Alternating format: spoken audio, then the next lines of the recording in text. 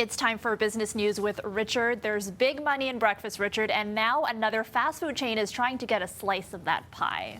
Absolutely, Erica. And it comes, as people start to go back to the office, they're buying food, they're buying more coffee out of the house in the morning.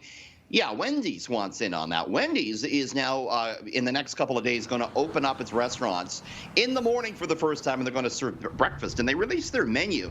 And you got to give them, I guess, points for creativity. The breakfast items are kind of a spin on their classic, lunch and dinner items. There's going to be a breakfast baconator, bacon and egg.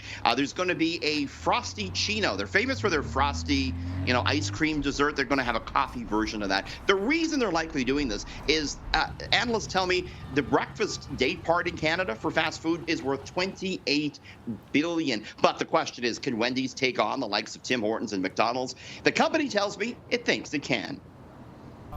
We definitely see a space, and we see that there is room for someone to come in and challenge the category, challenge what can be possible with quality, taste, and speed.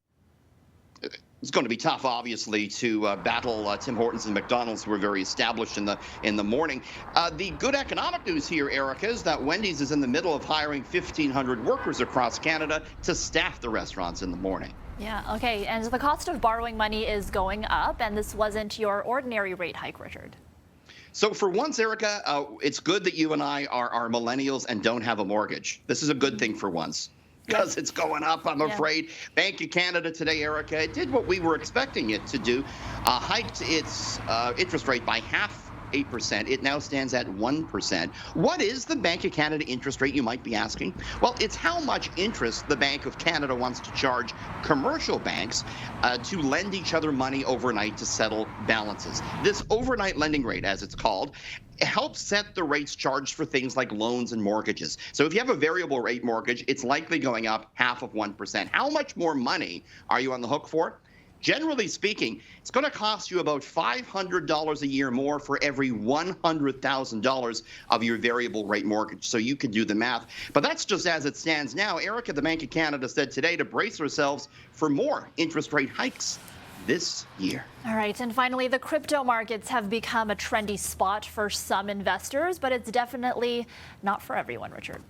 So here's a fun, I don't know, take this with a grain of salt maybe, but expert scientists at the Queensland University, Erica, they analyzed hundreds of crypto users to find out what type of personality traits they have. What they found wasn't great. They said the average Bitcoin investor is a calculating psychopath with an inflated ego. They also tend to display signs of narcissism, sadism, and have an inflated sense of self-importance. Why is this, you ask? Well, scientists say narcissists might be drawn to the technology because they tend to focus on the positive side of life. A lot of this has to do with the fact that crypto is so volatile. People think they can make a quick buck. They like the excitement. Maybe it attracts some of those negative personality traits. I don't know. But I can see now why you're not a crypto investor, because you're none of those things, Erica. Everyone's thinking now of that one person they know who is a crypto investor, and they're thinking, does they're this like, make that makes sense? Does it? That makes a lot of sense. Hey, by the way, before we go, gas is going up 5 pennies tonight and another 5 pennies 2 days from now. So it might be a good night for a fill up, Erica. All right. Thanks, Richard. That's business editor Richard Southern. Thank you.